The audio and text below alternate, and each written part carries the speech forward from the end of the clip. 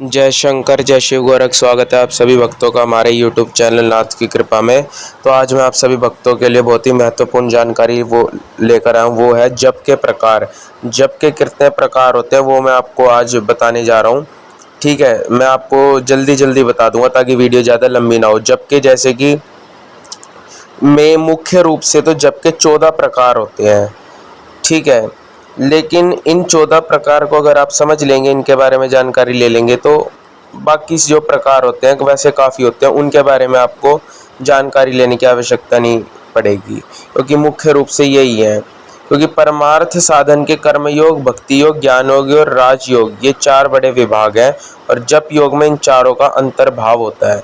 ठीक है, तो 14 प्रकार होते हैं जप के, जिसमें नित्य जप, नैमित्तिक जप, काम्य जप, निषिद्ध जप, प्रायश्चित जप, अचल जप, चल जप, वाचिक जप, उपांशु जप, भ्रमर जप, मानस जप, अखंड जप, आजपा जप, प्रद दक्षिणा जप आता है। नित्य जप में क्या होता है, जैसे कि प्रातः सहायक गुरु मंत्र का जो नित्य नियमित जप किया जाता है वो नित्य जप होता है, या किसी भी वैदिक मंत्र का नित्य रूप से निश्चित माला में जप करना और एक ही समय पे जप करना, ये होता है नित्य जप। नैमित्तिक जप जो होता है वह मतलब देव पितरों के संबंध में कोई जप हो तब ये जप किया जाता है। सप्ताह में अब एक बार अपने इष्ट का जप करना, या फिर 15 दिन में एक बार अपने इष्ट का जप करना। जैसे कि 15 दिन में एक बार लोग सिर्फ एकादशी का व्रत रखते हैं और उस दिन पूजा पाठ जप करते हैं। अब सिर्फ कुछ लोग जैसे साल में एक बार कृष्ण जन्माष्टमी का व्रत करते हैं और पूजा पाठ करते हैं, मतलब जप करते हैं, या फिर रामनवमी के दिन करते हैं, पूर्णिमा के दिन करते हैं, या महाशिवरात्रि के दिन व्रत रखते हैं और जप करते हैं। तो ये जो है जप जो होता है, जो सिर्फ एक दिन करा जाता है कई दिनों में, ये नैमित्तिक जप होता है। ठीक है, तीसरा प्रकार का जो जप होता है काम्य जप। किसी कामना की सिद्धि के लिए जो जप किया जाता है वो काम्य जप होता है। ठीक है, लेकिन ये जो काम्य जप होता है इससे आपको मोक्ष की प्राप्ति बिल्कुल भी नहीं हो सकती। अगर काम्य जप के मंत्र में कोई भी गड़बड़ हो जाए तो फिर वो मंत्र जो है सिद्ध नहीं हो सकता। ठीक है, निषिद्ध जप, मनमाने ढंग से अविधि पूर्वक, बिना विधि के, अनियम, बिना नियम के, ठीक है, जप करना ही निषिद्ध जप होता है। ठीक है, इसमें ना मंत्र शुद्ध होता, ना आपने अपवित्र ढंग से तो आपको मंत्र मिला होता है। ठीक है, और आप बिना एकाग्रता के, बिना ध्यान के, मनमाने तरीके से मस्ती में जप कर रहे होते हो। ठीक है, ये जो होता है निषिद्ध जप होता है। पांचवा होता है प्रायश्चित जप। अपने हाथ से या अनजाने में कोई भूल हो जाए या कुछ हो जाए तो उसके प्रायश्चित में जो आप देवता को प्रसन्न करते हो, जप करते हो, वो प्रायश्चित जप में आता है। ठीक है, किसी भी भूल के सुधार के लिए आप जो जप करो वो प्रायश्चित जप में। अचल जप, यह जप करने के लिए, अचल जप करने के लिए आपको आसन, गोमुखी आदि साहित्य और व्यवहारिक और मानसिक स्वास्थ्य चाहिए होता है। इस जप से आप अपने अंदर की गुप्त शक्तियों को जगा सकते हो, विकसित कर सकते हो और परोपकार में उनका उपयोग कर सकते हो। ठीक है, इससे आपके पुण्य का संग्रह होगा, यानी आप पुण्य इकट्ठा कर पाओगे। ठीक है, इसमें क्या है कि अमुक मंत्र का अमुक संख्या जप होता है। ठीक है, हर मंत्र का अलग अलग संख्या में जो जप होता है वो अचल जप होता है। इसके बाद आता है चल जप। यह जप जो होता है नाम स्मरण जैसा है। जैसे इस जप में क्या होता है कि आप उठते बैठते चलते फिरते कभी भी जप करते हो ना, सोते जागते या भक्ति चिंतन करने लग जाते हो। ठीक है, वही चल जप होता है। ठीक है, इसके बाद जो आता है वाचिक जप, जिस जप का जोर जोर से उच्चारण करके, जिससे कि आपके अलावा दूसरा व्यक्ति या तीसरा चौथा पांचवा व्यक्ति भी जिस जप को आपके मुंह से सुन सके, आपके मुख से उसका उच्चारण सुन सके, वो वाचिक जप होता है। ठीक है, ये जप जो होता है काफ़ी अच्छा होता है। ये जप ज़्यादातर ये जप जो होता है हवन में आपको जरूर करना चाहिए, हवन के वक्त। इसके बाद आता है उपांशु जप। वाचिक जप के बाद जो ये जप होता है उपांशु जप, इसमें सिर्फ आपके होंठ हिलते हैं और मुंह में ही उच्चारण होता है। इस जप को सिर्फ आप स्वयं सुन सकते हो, बाहर के किसी और अन्य व्यक्ति को ये जप नहीं सुनाई दे सकता। ये जो जप होता है अन्य जपों की अपेक्षा में 100 गुना श्रेष्ठ होता है। ठीक है, इससे आपके मन को मूर्छा आने लगेगी, एकाग्रता आरंभ हो जाएगी आनी। ठीक है, आप अपने शरीर में झांक पाओगे धीरे धीरे। इस जप के बहुत लाभ होते हैं उपांशु जप के।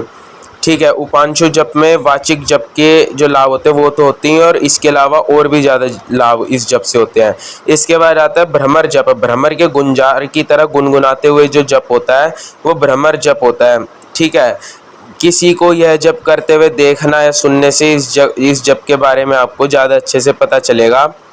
ठीक है, इसमें ना होंठ हिलते ना जीभ हिलाने का कोई भी विशेष कारण होता। ठीक ठीक है, इसमें मंत्रोच्चार नहीं करना पड़ता। इसके बाद आता है 11वां जप जो कि मानस जप।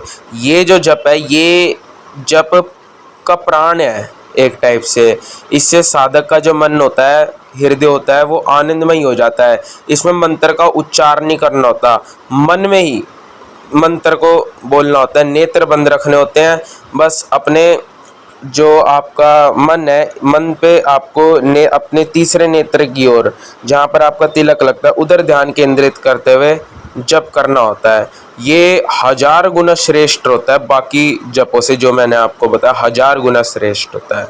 ये आपको इस जप के अभ्यास से आपको नाद सुनाई दे सकते हैं। ठीक है, धीरे धीरे आप समाधि की ओर भी जा सकते हो अगर आप ये जप करते हो तो। ये इस जप की महिमा बहुत ही अपार है, इसके लिए अलग से वीडियो बनाएंगे कभी। इसके बाद जो आता है वो अखंड जप है। ये जप जो होता है खासकर त्यागी पुरुष जो होते हैं, जो शरीर यात्रा के लिए आवश्यक आहार आदि का समय छोड़कर बाकी समय जो होता है जप करते हैं। ठीक है, कितना भी हो क्या सत जप से मन उछट ही जाता है। इसमें यह विधि है कि जब से जब चित उछटे तब थोड़ा समय ध्यान में लगाएं, फिर तत्व चिंतन करें और फिर जप करें।